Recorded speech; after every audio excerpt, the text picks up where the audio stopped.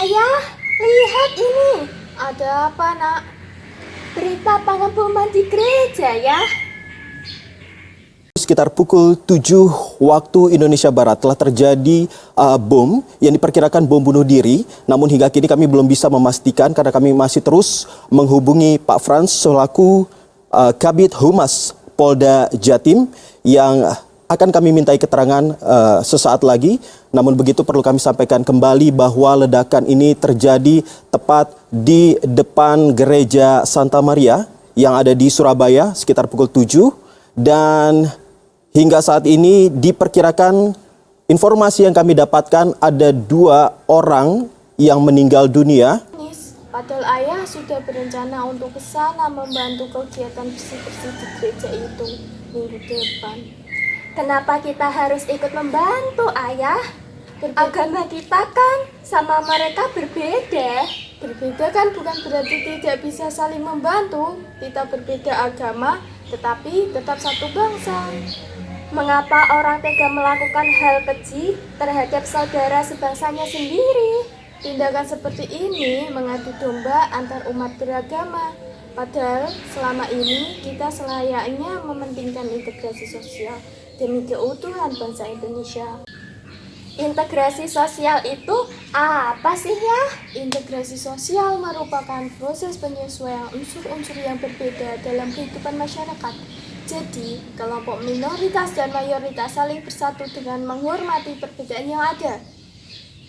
Terus, bentuk-bentuk integrasi sosial itu apa saja sih ya? Bentuknya ada 3, yaitu pertama, integrasi normatif, artinya integrasi yang terjadi karena adanya norma-norma di masyarakat, seperti bangsa Indonesia yang memiliki Bhinneka Tunggal Ika sehingga harus menghargai perbedaan.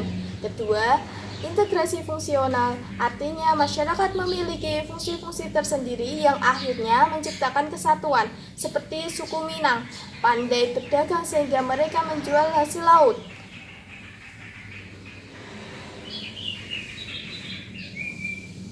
Ketiga, integrasi koesif yang terbentuk karena kekuasaan yang dimiliki oleh penguasa. Proses integrasi ini terbagi menjadi 2, yaitu asimilasi dan akulturasi. Asimilasi artinya perpaduan kebudayaan yang menghilangkan salah satu budaya asli. Contohnya kamu lihat gambar ini.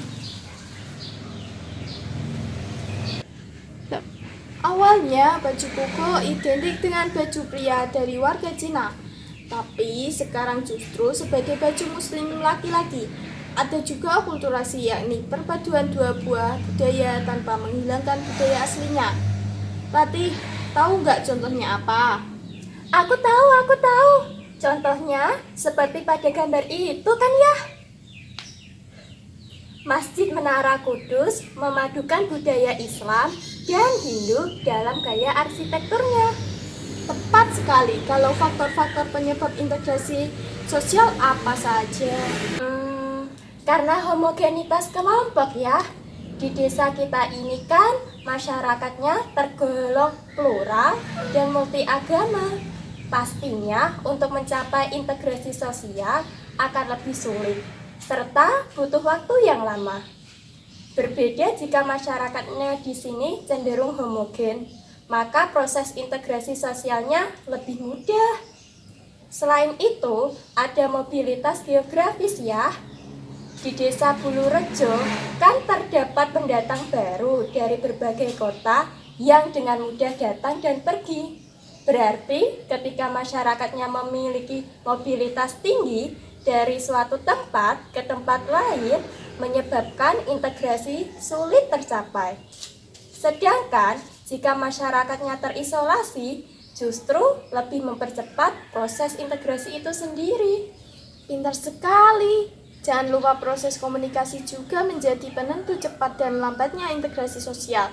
Di desa kita ini kan terdapat etnis Tionghoa yang menggunakan bahasa Mandarin dan bahasa Jawa, sehingga dalam proses komunikasi perlu beradaptasi agar tidak salah menafsirkan. Jika komunikasi berjalan efektif, maka konflik antar umat beragama dapat dinetralisir. Wah, sekarang Ratih mengerti. Ternyata kondisi masyarakat yang plural dapat memicu integrasi atau reintegrasi sosial. Tergantung dari bagaimana kita menyikapi setiap perbedaan itu.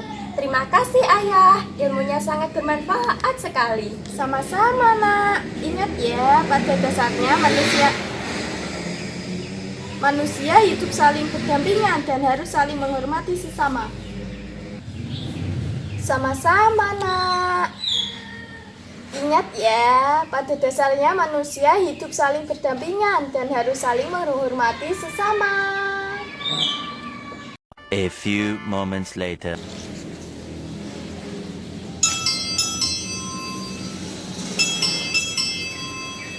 Wah, ada telepon sepertinya.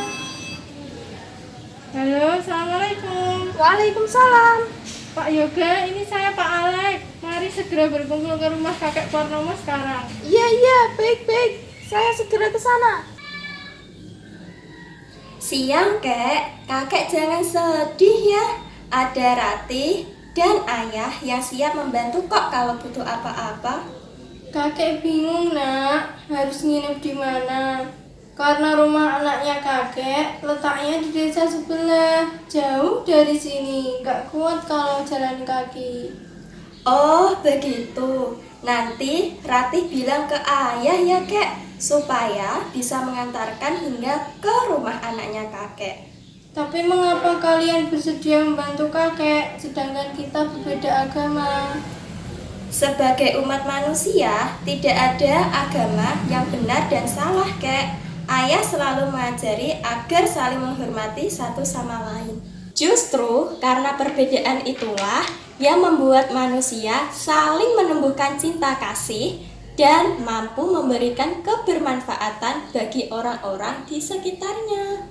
Benar, Ju. Jika kita manusia tidak mampu menghargai setiap perbedaan yang dimiliki, maka akan terjadi perpecahan dan ketidakharmonisan dalam kehidupan sehari-hari. The next day. Permisi. Ada apa ya kakek berkunjung ke sini?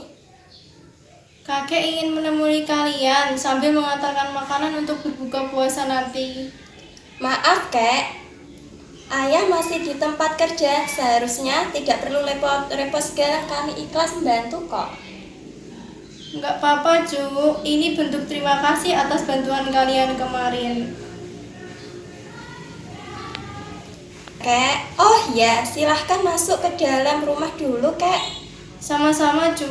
Kakek langsung pamit pulang saja karena sudah ditunggu anak di depan. Hati-hati di perjalanan kek. Iya, Ju. Terima kasih.